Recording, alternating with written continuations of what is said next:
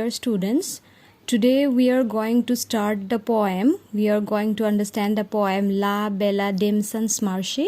The poem is composed by John Keats. Okay, before we are going to the poem La Bella Dame Sans Marche, let us know about the poet first.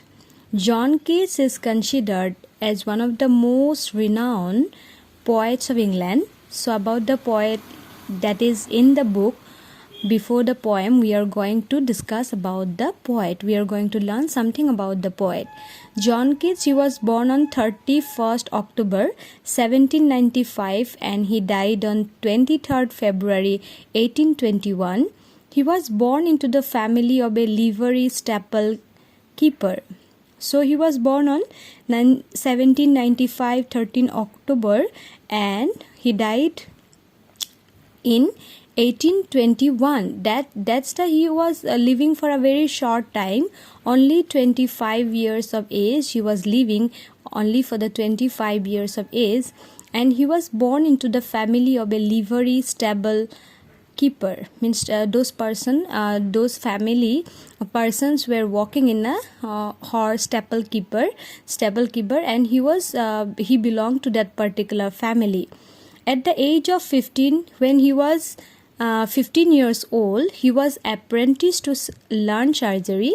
He was apprentice means he was trained to learn surgery. But after passing his medical examination, he gave up that profession. He gave up medicine and he took to poetry completely. So he dedicated his life towards poetry. His first volume of poetry titled Poems, that was the first volume of poetry, and it was named as Poem, and it was published in the year 1817. So this poetry title, it is the first volume of poem and poetry, and it received harsh criticism from the reputed Blackwood magazine. From that particular time, it got harsh criticism from that particular magazine. Endymion was again in class 12 general English. A Thing of Beauty. A Thing of Beauty is taken from the long epic poem Endymion, and it is composed by the poet himself, means John Keats composed the poem Endymion, and it was published the following year, means 1818.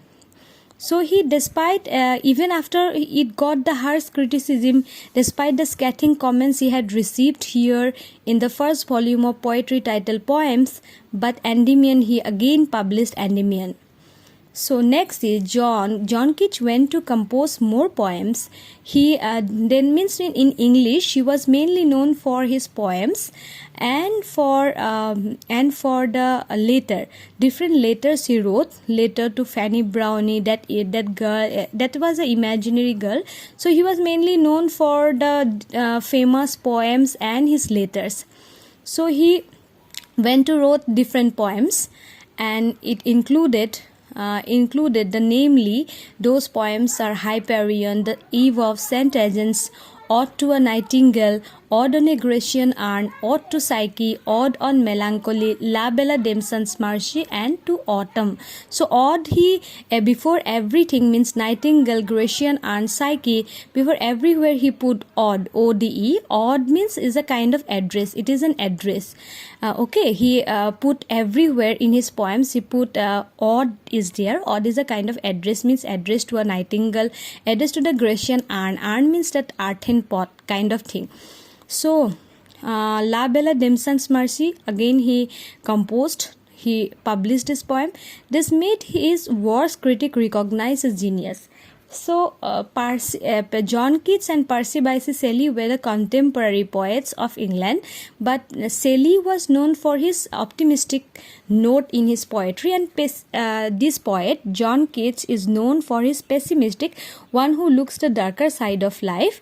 In almost all his poetry, you will get a note of pessimistic note, means the darker side or the negative kind of thing you will get in John Keats' poem. That is the difference between Percy Bysshe Shelley and John Keats.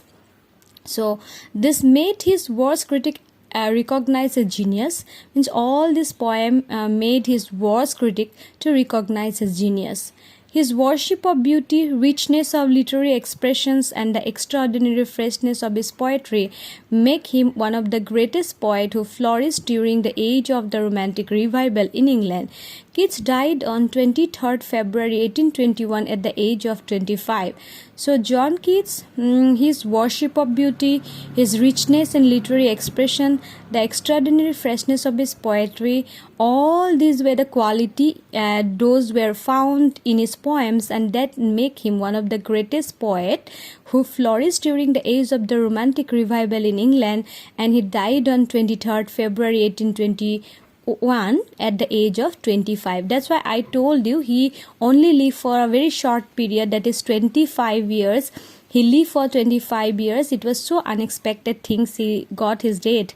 But the thing is that amidst all these things, his literary creation is considered as one of the famous, one of the renowned in English, English literature, and he is considered as one of the renowned poet of England. This is about the poet.